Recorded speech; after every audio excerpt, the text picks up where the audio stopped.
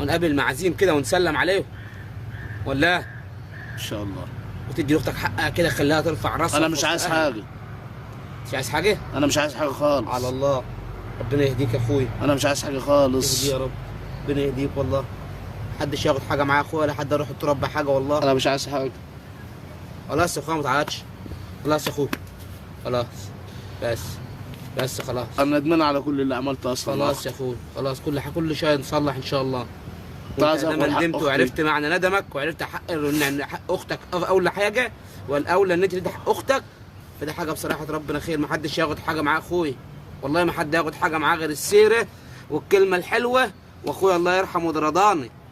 الحمد لله. بدل ما تدعي عليك يا ابني، والدعوه الوليه مبليه. خلاص يا اخويا ربنا يهديك.